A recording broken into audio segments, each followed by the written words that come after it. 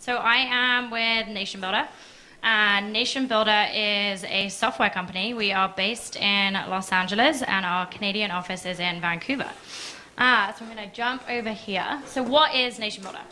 NationBuilder is leadership software. We provide the digital infrastructure and the on-ground community development skills that leaders need to develop and create the thing that they're meant to create in the world. So what does that actually consist of? That consists of different pieces coming together. So in NationBuilder, you have the people section, which is where traditional CRM, so your voter data, your volunteer data, your engagement data, all of that exists in there. Then you navigate into your website.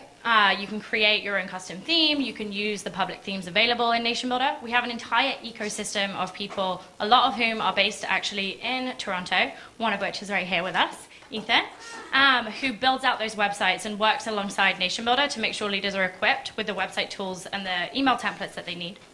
Then over into communication. That's where you're going to be sending out any blast emails, any text messaging, all of your social media data sets are going to be coming in there and combining.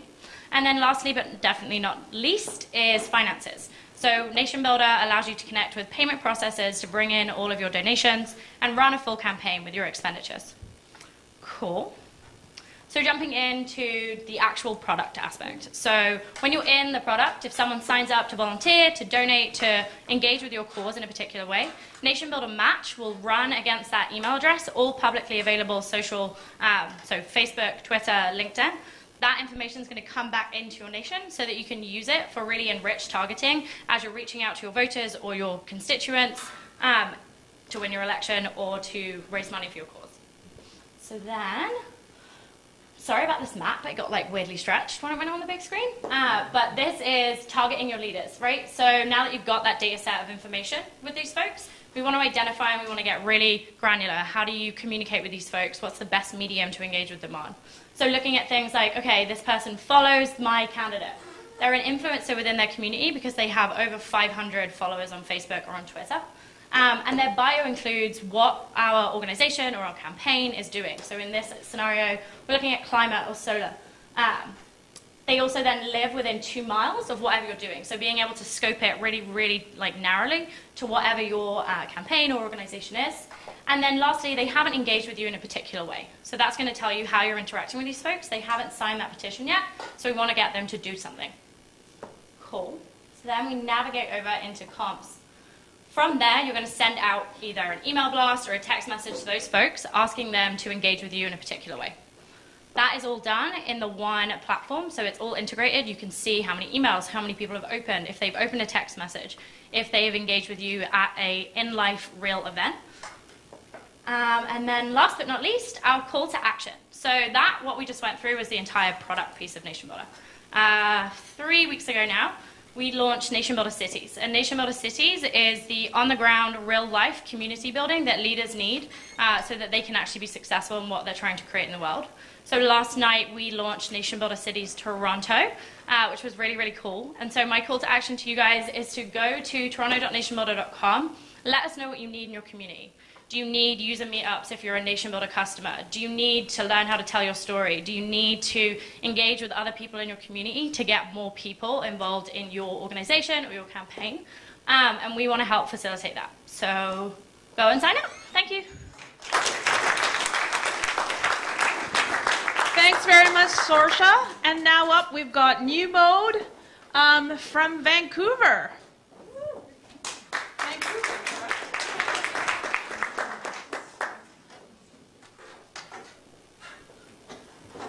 Thank you. I didn't actually travel all the way from Vancouver for this. I've been here for 3 years, embedded in Toronto, to learn your ways and miss the ocean. So my name is Shamus. I'm one of the co-founders of Newmode, based here in Toronto, and then we've got a team in Vancouver and Montreal as well. And we are, who here has heard of an organization called Open Media? Cool. Awesome.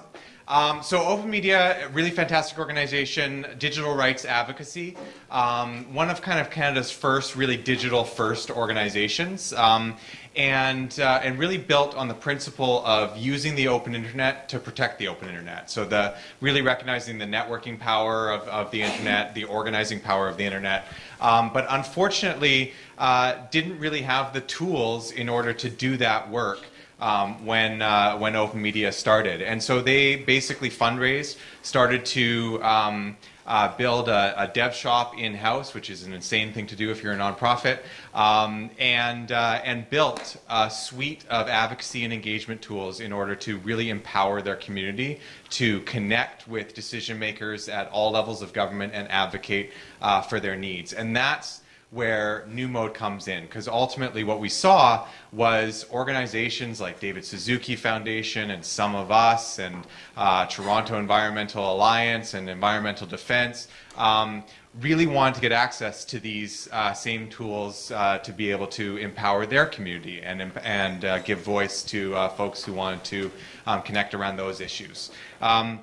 And so that's what Newmode is. It's about taking the learning that we learned from Open Media, the custom development and software, and turning that into a platform that social and environmental causes can use to really empower their community. And so what that means in a tangible way is we allow you to engage and mobilize your supporters to, with one click, look up and send an email to their councillor, to their mayor, to their MPP, to their MP, and we build these open source databases of political representatives to connect by phone, to tweet at their representative, to learn how to write an effective letter to the editor and automatically send that to their 5 closest papers. So to make it really easy for people to engage in a powerful way beyond just signing an e-petition, which I think we've all done that and seen that go nowhere. The idea of this is that you actually see that your voice is having impact and you're connecting directly with decision makers. And so I'd like to just quickly tell you about the idea behind that, which we call full spectrum engagement.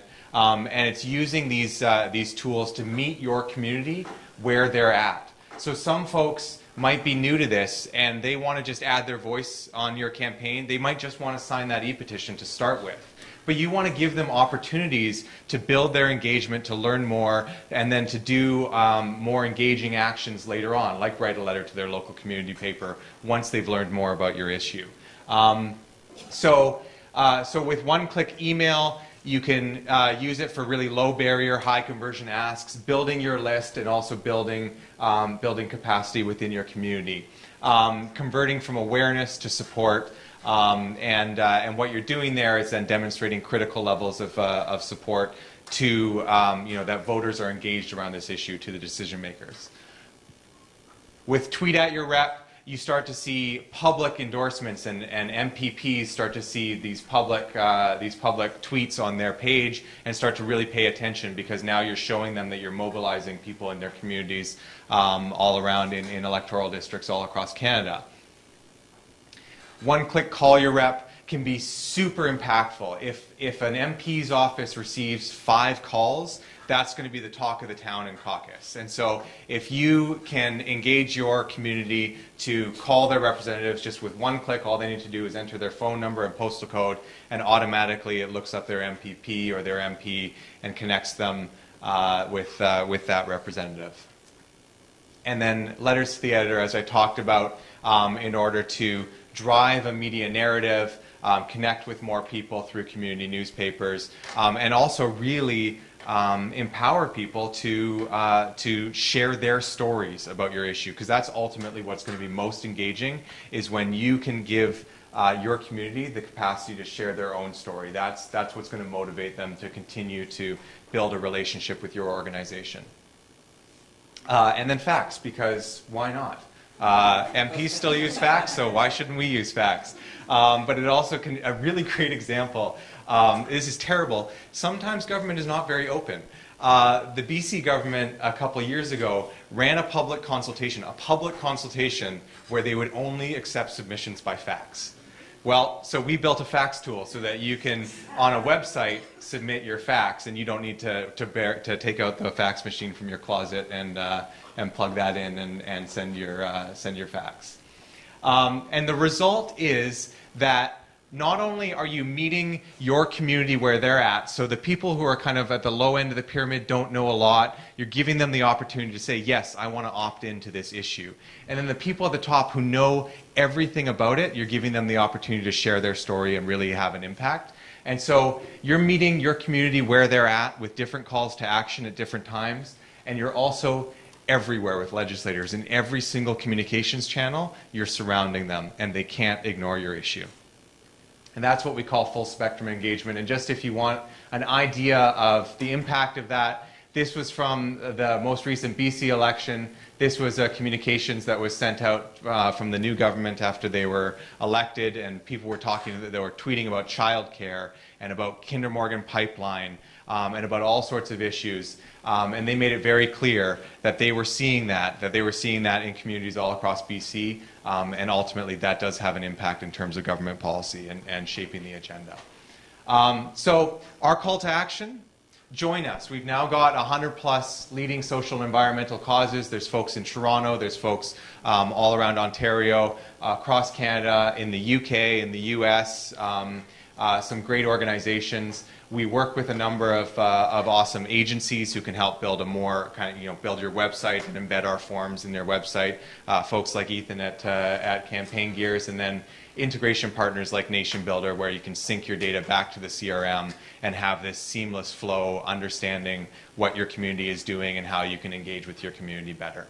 So that's it. Ultimately, what we want to really do is help you to empower people to connect directly with decision makers and share their stories and shape and influence the public debate. What's your call to action? Oh, subscribe. Join us. If you've got a cause, use our tools. Awesome. Cool. Thank you. And now we've got Who Targets Me. Where's Stefan? Stefan or Stefan? Stefan.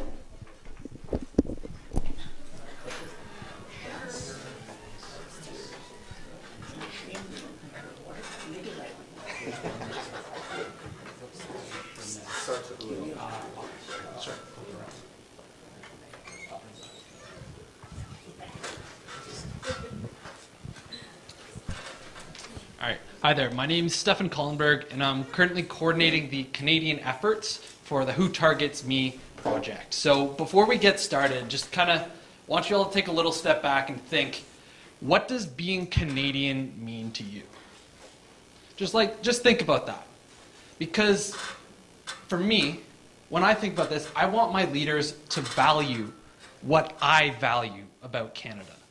That's why picking our leaders is so important. That's why the integrity of our elections is important, because we want our leaders to value this.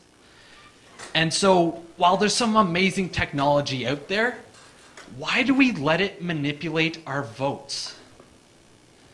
Like, I worked with tech startups for the past few years, and I've seen the amazing things that it can do, but when does it cross the line? When does it go too far? We've heard a lot about this throughout the day.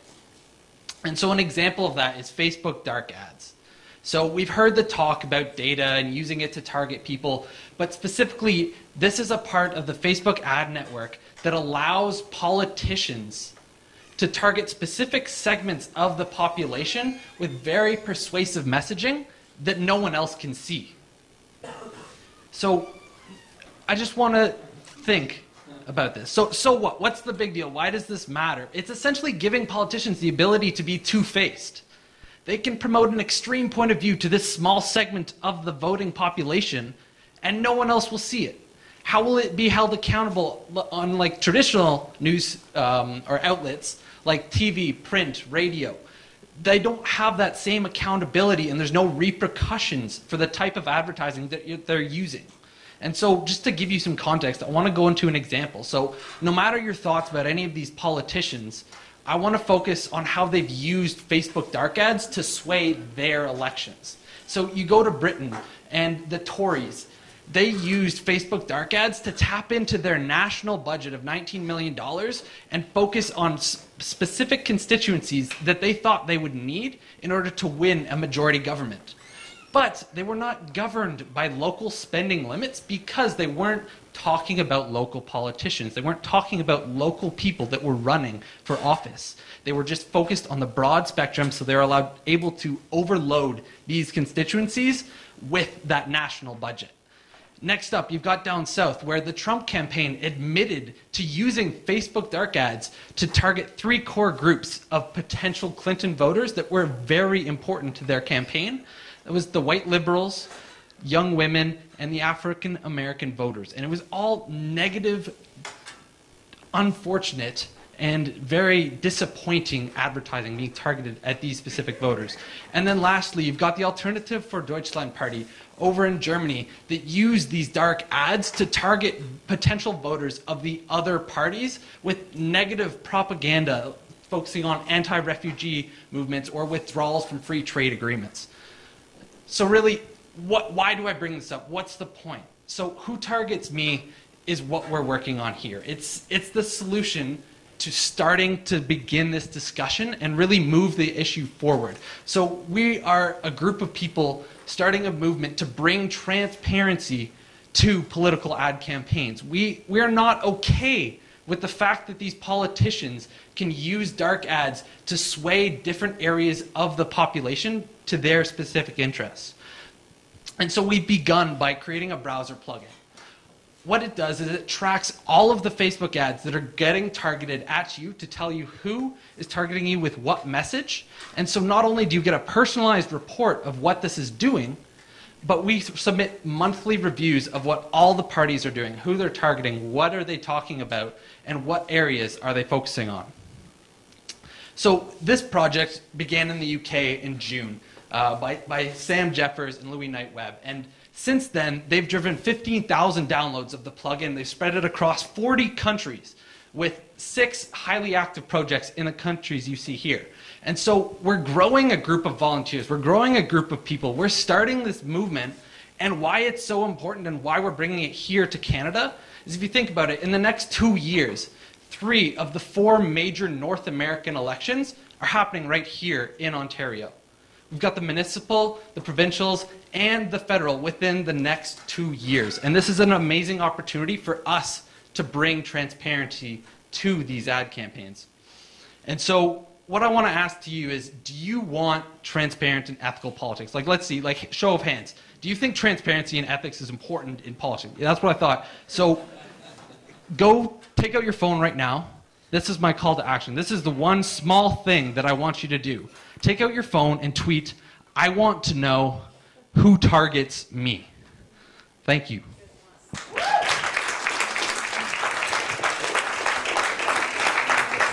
Great job, Stefan. Next up, we've got Gregory McCormack from the Toronto Public Library talking about the Civil Society series. So we're doing a laptop change, so that will give you time to tweet out I want to know who targets me.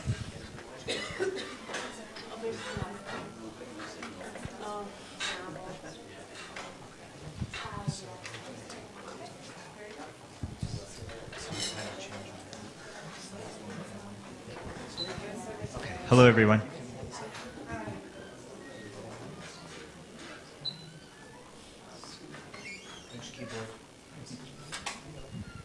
I have a French keyboard, so it's giving him some. My name is Gregory McCormack. I'm the manager of cultural and literary programming at the Toronto Public Library. I'm here today to talk about this new series we're doing starting in March called On Civil Society. As we jump right in, you can... You have to have... Yeah, that's the very last one.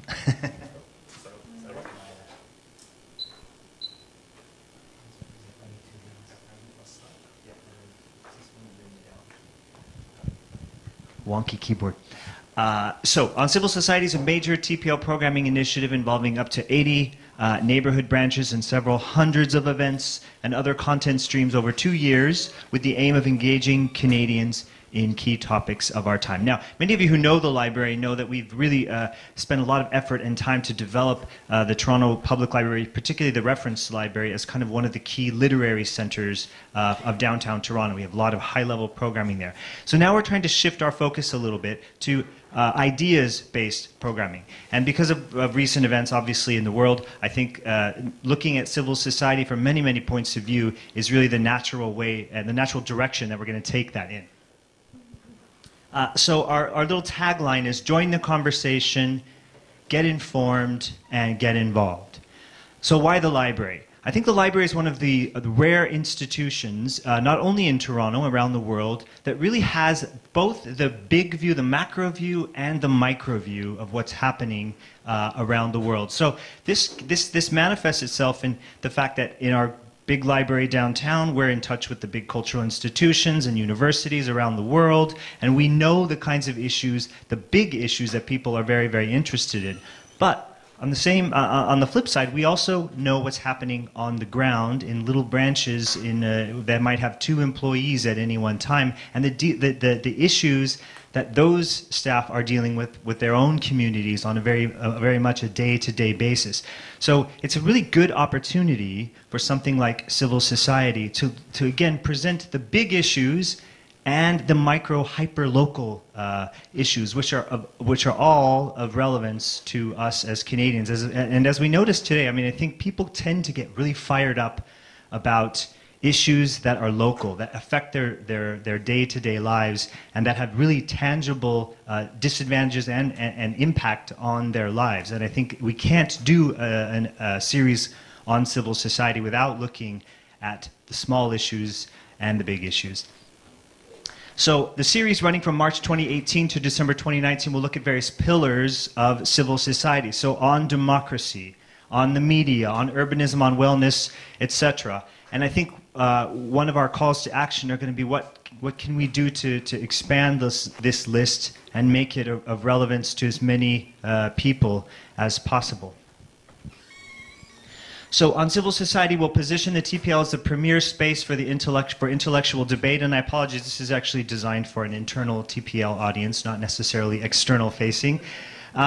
Open up challenging conversations, and this is a really important tenet of this series, is we really want to have conversations that are going to get people involved. We don't want to just, living in downtown Toronto, we often forget that not everyone in the world thinks like we do in the center of a big major North American city. And we want to be able to present those other points of view that make many of us who do live in the downtown urban core feel uncomfortable.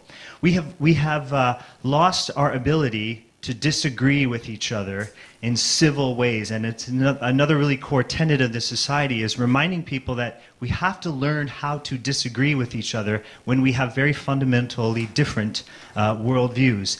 On civil society, we also allow the public to do more than passively consume. So one thing we've noticed with our big literary series is that people come, they sit, they listen to an author, they applaud, they go home, that's it, right? We want to sort of equip people with what else they can do. How do you come and listen to an event, get inspired, and then what's the next step? How do you get involved? How do you make a difference in an issue that is of interest to you? And I think a lot of the discussions we've had today are really center around that as well.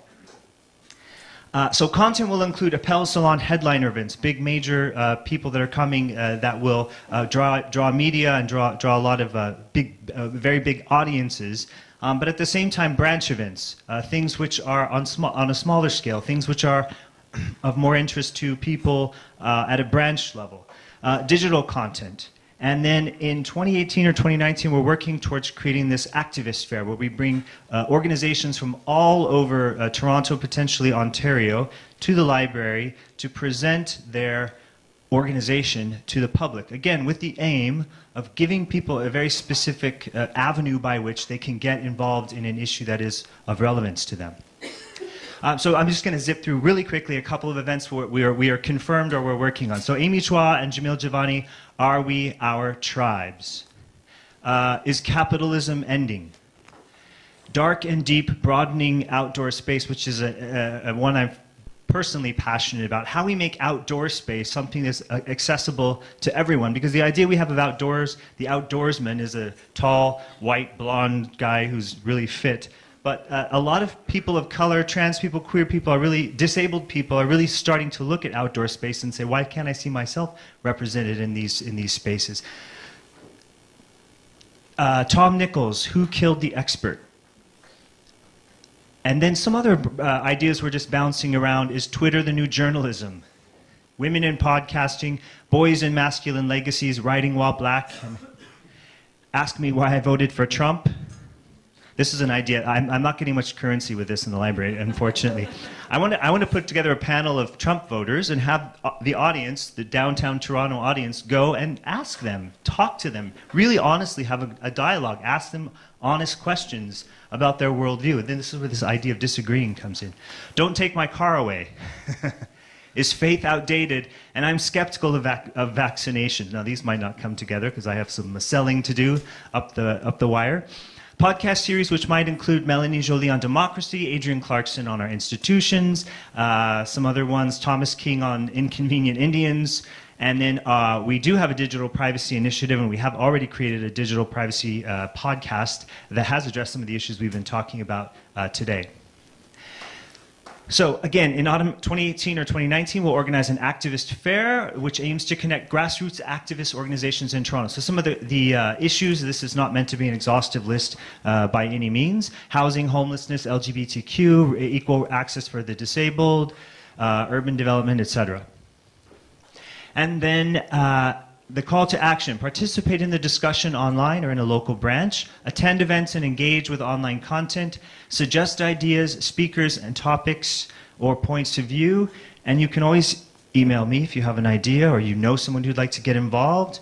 Or if you want to just go into your local branch and say, I know you guys are doing this series, I have a great idea about an event, I have a topic that's of interest to me. I think those would all be calls to action that could help us make this series and refine it and make it really relevant to Torontonians. Thank you. Great. And now we have Connor up with Commonwealth.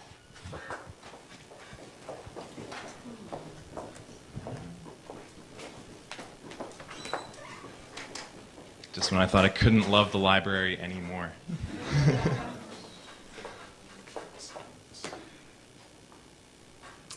So my name's Connor, and I am, my day job is with the Commonwealth, but I'm also on the Toronto executive of the Open Democracy Project with Anna and Chris. And so I couldn't resist an opportunity to pitch something that I work on during the day at this great conference. So I'm here to talk about a nonprofit sector retirement income plan. First, a little bit about Commonwealth. So Commonwealth, where I work, is a social business that we say is reinventing the pension by creating retirement plans for workers who don't have them. And before I talk about the nonprofit sector, I want to talk about the big problem that a lot of us have, unless you work for the government. I made a joke there that ensuring that you have enough money in retirement is very difficult for people, and it's hard to do on your own. So you might be saving enough for your retirement, but a lot of Canadians, a lot of Americans, a lot of people around the world are not going to have enough money in retirement to maintain their standard of living, and this is very well documented. And it's hard to do by yourself.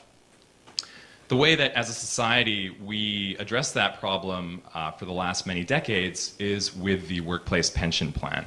So how many people in the room today are part of a pension plan?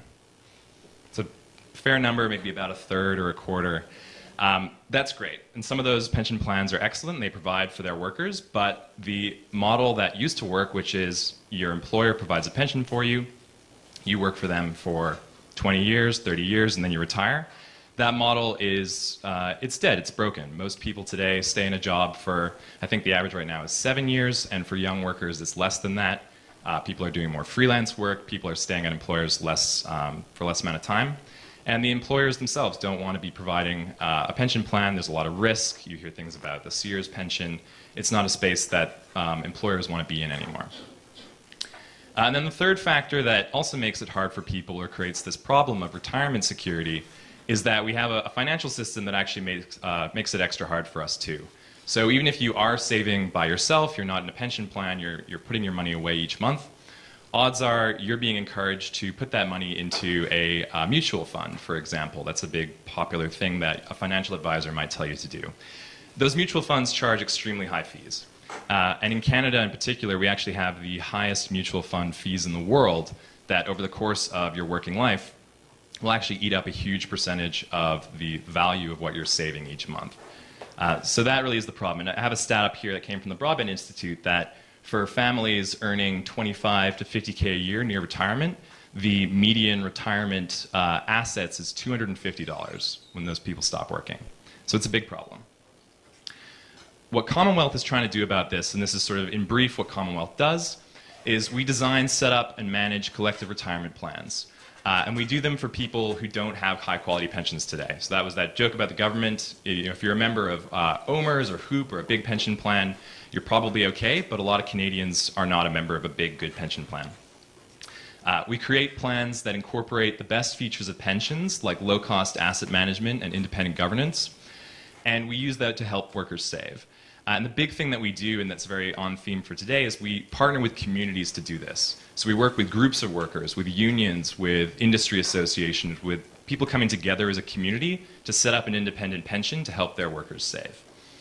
We charge a lot less than banks and insurance companies, and we focus on low-income workers and designing things for low-income workers. And our team has executives and expertise from some of the biggest and best pension plans, as well as leaders from other spaces that we want to bring to this problem. So when we talk about the not-for-profit sector in particular, and this is an area that we're working on, these problems are even more apparent in that sector. So there's a large number of people earning very small amounts of money in the nonprofit sector. There is a lot of growth in part-time and contract work. There are about 850,000 people with no pension today in the not-for-profit sector. And this is getting to be a bigger problem. Those trends are only increasing. So what do we want to do about it? We want to set up a not-for-profit sector retirement income plan. And we're building it based on 5 principles. So the first is that it's accessible to everyone in the sector. If you work in a not-for-profit sector, a charity, any type of community organization, you can join this plan. The second is that it's portable. It's not based on an individual employer. You can leave a job and still keep that pension, still contribute to it, still save for your retirement.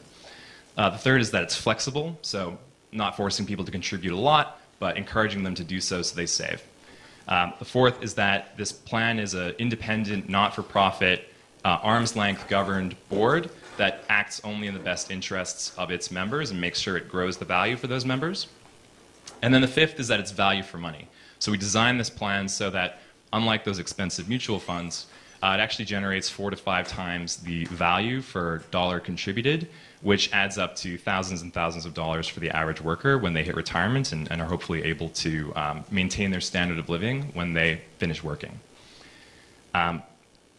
So what's the call to action? And just very quickly, this generates worker benefits not only for the member of the plan, but employers benefit because they don't have to deal with managing a pension plan, and it benefits the community. It shows that if you're in the not-for-profit sector, which I think many of us today are, you can create a work career that provides for you, and you can actually have decent work in the not-for-profit sector.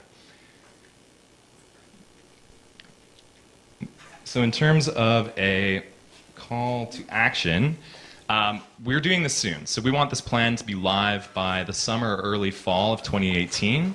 And we're actually looking for members to join. So we want some early adopter organizations to join this plan, encourage their workers to enroll. So we actually have 1,000 people very quickly and start scaling it and generating this benefit for the whole community. So in terms of a call to action today, if you work in the not-for-profit sector and you think that you, as an employee, or if you employ people yourself in an organization, come to me. We'd love to hear from you. We'd love to have some early adopters use this plan and generate retirement security for the sector.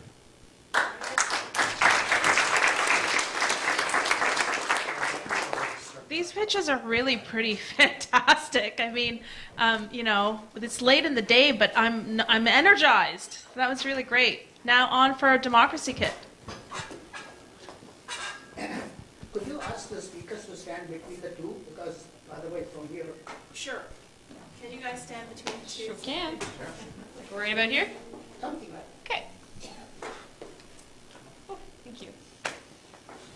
Hi, Hi, I'm Katie Gilfillan. I am the co-director of the Toronto chapter for the Open Democracy Project. And I'm Pat Whelan. I'm a board member of the Open Democracy Project. So municipal elections don't work as well as we'd like them to a lot of times. Part of that is because the councils that get elected don't often look like the communities they represent. Only 28% of people elected in Canada's 3 largest cities were women. And often there's a huge advantage given to those that already hold seats on the council. So 92% of incumbents that ran again won in Canada's 3 largest cities. And so great candidates, people like Esmahan Razavi in Calgary, want to run to change this. So she is the co-founder of Ask Her Calgary, which is an organization that encourages women to run for municipal office. And she saw that in the last city council in Calgary, only 2 out of the 15 councillors were women. And in the last election, only 9 out of over 50 candidates were women. And so she founded this organization and then decided in this year, 2017, that she was going to, she told me, put her money where her mouth was and put herself out there and run for office. And so when I asked her kind of what was her biggest challenge when she was running, what she said is scarcity. She said, you know, when you're running for the first time, as she was, it can be hard to find the right people and the right resources. And what she told me about her team is that when you have a good team of people around you, it motivates you to keep going, and it also gives your campaign credibility to see a big and strong group of people around you.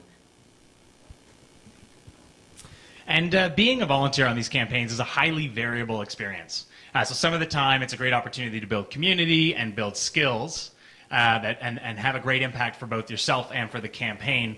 But other times it's a little more like this guy on the right who's trying to put up a sign in the freezing cold. It's not a great experience, and part of that is because it can be hard to build the skills necessary to have the impact you want. And so for us, this is where DemocracyKit comes in. So DemocracyKit is an open online platform with resources, advice, and campaign technology to support candidates who are running for municipal office.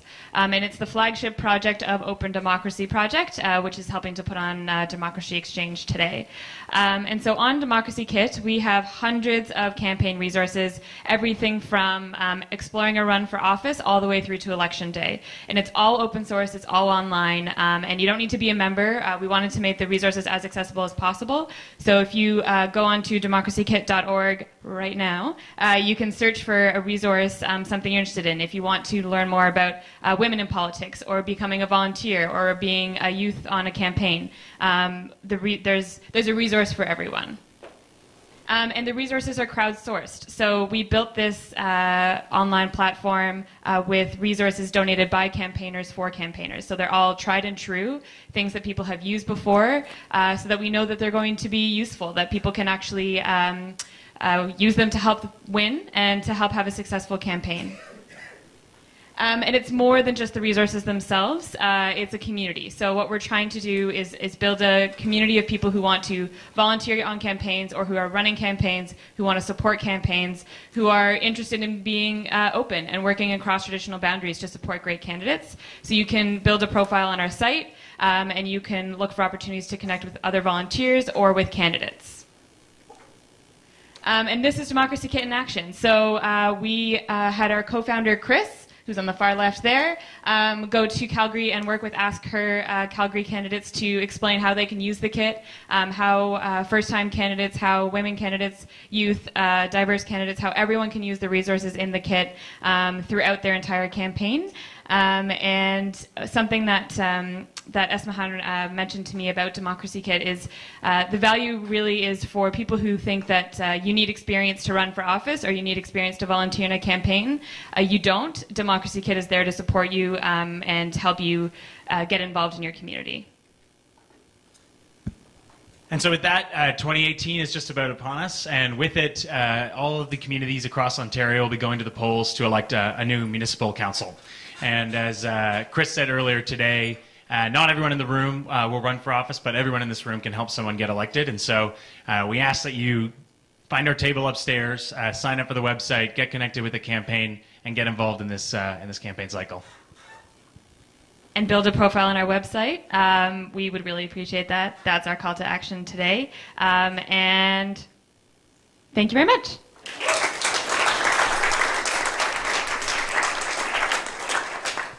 guys. And now we've got John Beebe from Samara. Thank you. I'm taking a page from Dave to setting up my timer because it's after 5 o'clock. But so I'm going to talk a little bit about Vote Pop-Up, which is a tool to I'm going to steal this so I don't have to turn away from you guys. A tool for community groups to ignite voter engagement. And so what that means is that we know that democracy works best when everyone has a voice. So for the folks who aren't currently engaged, how do we foster their engagement? And that's one of the things I've gotten to work on for the past 4 years at Samara, and starting Monday, I'll be working on here at Ryerson. But we're looking at trying to engage first-time, infrequent, and future voters. Okay? So how do we reach them and invite them to participate? And one of the first questions you have to ask is, where are those folks? If we want to engage people, we got to go to them. We have to, as I said, join their tables, right? We can't ask them to come to us. And so that means that what we do with Vote Pop-Up is we go to the Lawrence Square Mall and not to the Yorkdale Mall, right? Because these are the communities where people aren't being heard, where their voices aren't being included. It means that we go and work in food banks and community food centers and not at farmers markets. Because, you know, I love farmers markets, but I'm sorry, folks, that's not where the people at the farmers markets have a voice often in their communities, or they certainly can more than at the food banks. It means that we go to language classes and citizenship classes and not to poli-sci classes. Okay? And we're all poli-sci folks, a lot of us, and I love them, and those folks are going to be our ambassadors. They work with us, but it's not, you know, if we're going to just talking to them, that's not going to engage new and infrequent voters. Okay?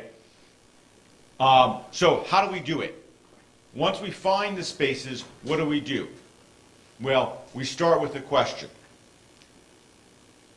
And then the question we ask is, what matters to you? And then we do something radical. We listen. Right? And you stop. And it takes a little while. And then you might ask a follow-up question. Because that is the key to opening up the conversation and to engaging people who aren't currently engaged, right? Because they're not feeling like anyone listens, that anyone cares about what they have to say. And they're not wrong. So we have to go into spaces, and when I say we, it means not me.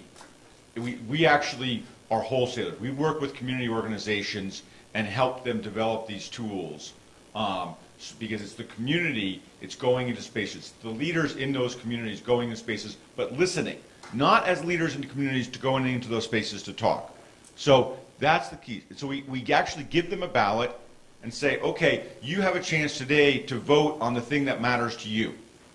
And every community organization puts the issues that they want to put on this ballot. You know, that's just what one community organization wanted to do. But they get to choose what they put on the ballot as the issues that they think may be important in communities. And we always say you have to have another option. And then we simulate the voting experience to demystify the process so that people can go through and say, oh, that's all it takes? Oh, that's easy. That's the response we get. And then we ask another question. Why does voting matter to you? And we give people a chance to respond to that. And I'll just say, in closing, we did this in Calgary, and we had one of my favorite answers ever to that question was a young man who just happened to come by. We were doing the library. He was a street-involved young man, just recently moved to Calgary, hadn't got himself located, and he participated in the activity. At the end, when he said, why is voting important to me? His response was, because I am awesome. And, you know, and that is that sense of ownership, that sense that your voice does matter. If at the end of this brief activity, people have a sense that, yeah, maybe my voice does matter, then we've totally succeeded. So my call to action is, as we've already said over and over again, in the next 3 years, we have 3 elections coming up, starting with the provincial election. We are going to be now based out here out of Ryerson, asking people, community organizations, individuals to join us in developing and building and delivering this tool.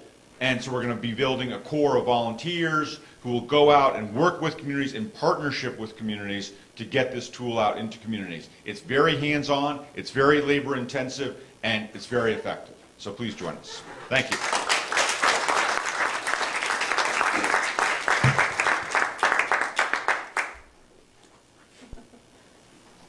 I think you're up, Dave. The banner.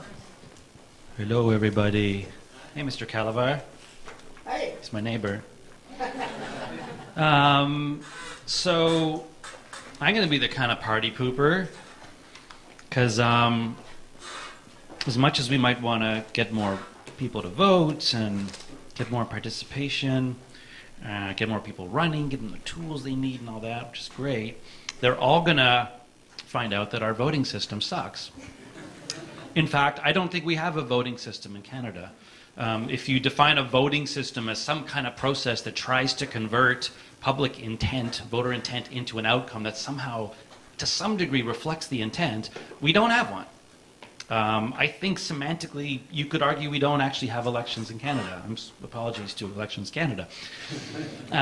We heard before that 92% of incumbents win municipally.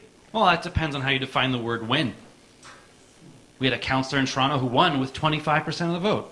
Incumbent councillor. He's in for 4 years. He's got all the advantages of incumbency, all the name recognition. 75% of his voters are smart enough to know who he is, know they don't want him, vote against him, and he won. And so did lots of others. There's councillors winning with 25%, 30%. We had a councillor win with 17%. So don't believe the hype about incumbent. This strong, voters are so stupid and lazy, they just vote for the name that they know. In fact, we know that people don't like or trust politicians these days. There's no advantage to being an incumbent. It's like, that's the councillor? I'm voting for anyone else. It's extremely patronizing and condescending, the whole notion of incumbent advantage. That people just like, oh, okay. I'm going to take my time, go to the polling booth, and just vote for some name because I saw it once on a sign. People aren't that stupid. Incumbent advantage is because of first past the post.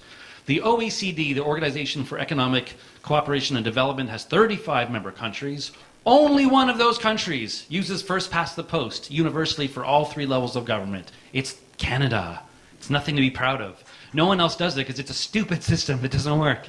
It's not even a voting system. If you were to rank voting systems on a scale of 0 to 10, I wouldn't even give it a 0 because that would acknowledge that it's a voting system, and it's not. It's a very expensive form of randomization that we all subsidize. There is no perfect voting system. Let me just be really clear on that. I'm not one of these advocates who's like, it's got to be MMP or STV or AV or whatever. I would take anything over what we've got. And all the alternatives have pros and cons. The only system that doesn't have any pros is the one we have. No, it's true, and I'm not saying this tongue-in-cheek. Every system has pros and cons, but every system strives for something. So a preferential ballot in single-member districts strives to at least reach a majority vote, or if you can't get to 50%. Someone said before, I forget, one of the earlier speakers said you have to get to 50% plus 1 to win. No, you don't. Not in Canada. It was the American guy from New York. You don't. In most countries in the world, if one party takes power, absolute power, against the will of the majority, it's called a coup. It's a really bad thing. And in Canada, we just call it an election. I mean, that's what we do. Conservatives can get 38% and form a majority government. The Liberals can do the same thing. The NDP can do it in Alberta. What was the point of having an election if you end up with a majority government representing the party that most people voted against? I don't know. Anyways. So, ranked ballots strive for a majoritarian outcome, and there's a whole bunch of systems that try and reach a proportional outcome. And they succeed and fail to varying degrees. MMP can still give you a very non-proportional outcome. So can STV if the district magnitudes are small. But first past the post strives for nothing. It doesn't even try. There's no mathematical mechanism in first past the post that even attempts to reflect what voters want. Unless you have only two candidates. It works great. If me and Karine run against each other, one of us will win, and that's the person who the majority wanted. Great. Well, that's not Canada. We have three major parties and then a fourth one, and the NDP is accused of spoiling it for the Liberals, and the Greens are accused of spoiling it for the NDP, and everyone else, the other 20 parties, are accused of spoiling it for everyone. So you had the two right-wing parties merge, which means less choice for voters, and hiding racists in the larger party. I'd rather have them out there so we can shout them down. And the NDP is actually at least three parties within one. Like, let the communists go and have their own goddamn party, right? I mean, they keep fighting with each other. You have these splinter groups of the NDP who try and take over. Just let them have their party. Anyways, what's the path forward? I'm out of time. The path forward is starting at the bottom, reforming campus democracies, right? We don't just have elections at the three levels. We have elections all over the place. Unions have elections, tenant boards. We can use ranked ballots there.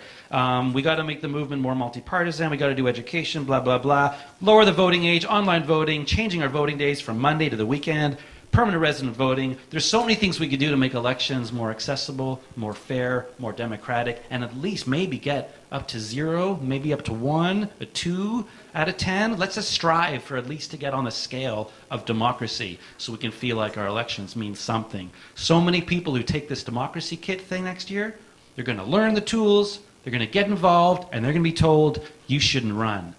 There's already someone running. His father was a counselor. He's got a great shot at winning. And you should drop out of the race. It's going to happen in every ward. Women, young people, and people of color are going to be told they're the wrong candidate. They're splitting it for a white guy. What can you do? Get involved with Unlock Democracy. I happen to put a beer coaster in front of you. We have a website and a Twitter and a Facebook and NationBuilder. Join the Rabbit Campaign, which is your local campaign here in Toronto for ranked ballots. Rose is here. Get involved. John is here, and Mike is here, and Rose. It's a very fun campaign. And lastly, 2018 is a very significant year for voting reform because London, Ontario is going to be using ranked ballots for the first time in our lifetimes anywhere in Canada. But more importantly, Cambridge and Kingston are holding referenda next year. I'm running 2 yes campaigns in those cities. I need your help. If you know anyone in Kingston or Cambridge, let me know, spread the word. If we can win those campaigns, it'll trickle upwards, and we could have some semblance of democracy in this beautiful country. Thank you.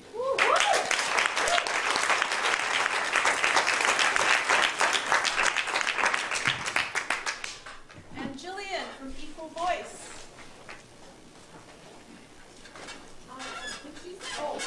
Is she not here? Oh, I thought you were Jillian. I know. I think she might be too. So there is a what do you call it? Like a special surprise pitch. Is there, Karine? Surprise. Oh, okay. They're also the other room. We can all go to the other room and get them. Because there's 2 of those people who are supposed to be. Okay. Pitch for, like I know the organization as well. I was at the table with her. Sure, that would be great. Okay, surprise. While she's getting, can I make a pitch? You know, maybe, yes. We'll check the time. But yeah, that is a serious maybe. Okay. I don't know her deck, so I'll just quickly talk. So hi everyone, my name is Janelle Heinz. So I'm not with Equal Voice, I'm just really familiar with them. So quickly, Equal Voice is an organization that's trying to encourage women to enter politics, policy, and leadership. I was a part, along with another young lady here, a part of a program called Daughters of the Vote. So in March, I don't know how many of you guys saw it, but they invited 338 girls from across Canada, one to represent each riding, and we sat in the House of Commons to represent the 100th anniversary of the women's right to vote. So Equal Voice has many different local chapters from different university campuses to cities to the national chapter that's all just really focused at the different levels from municipal to provincial to federal to encourage women to go enter politics, and they're really, really supportive of helping different women, and including me. I'm doing a youth civic engagement platform, and they're really supportive of helping women. So hopefully that was just a quick pitch of it. That's great. Yeah. Thanks, we have a spot for a surprise, and we've got the surprise right here. So what's your name again? My name is Chai Calavera. Chai. Okay. Are you? This is a project that you're pitching? Well, look, you figure out what it is. Okay. Okay. You can see my T-shirt from there, I hope. What does it say?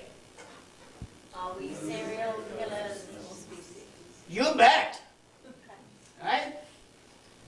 We are so self-absorbed as a species.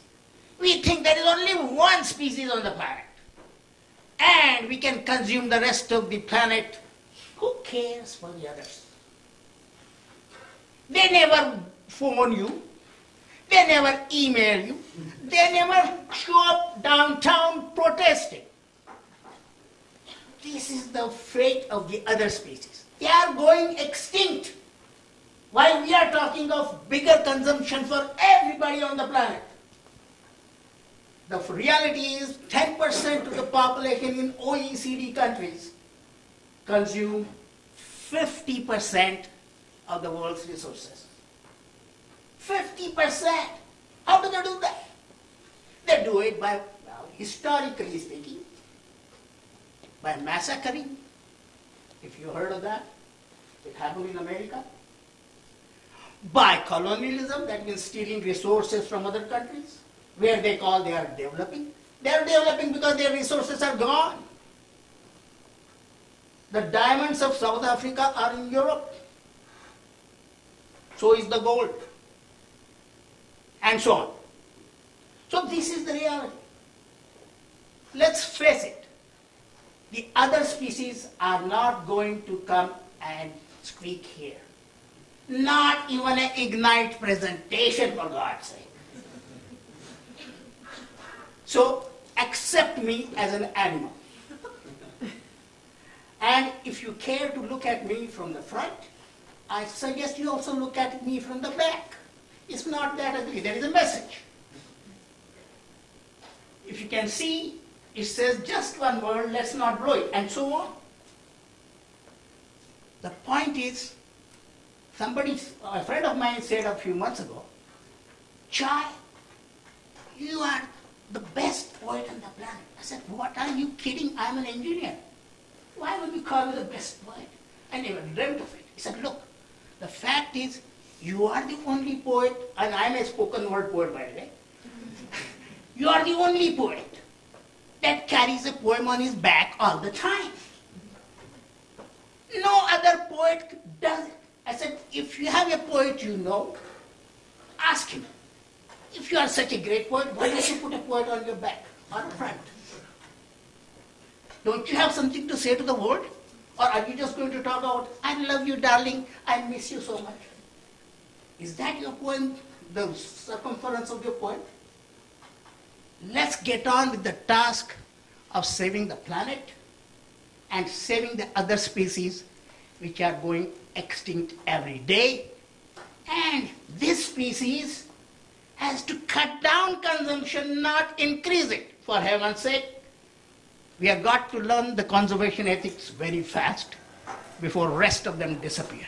Thank you.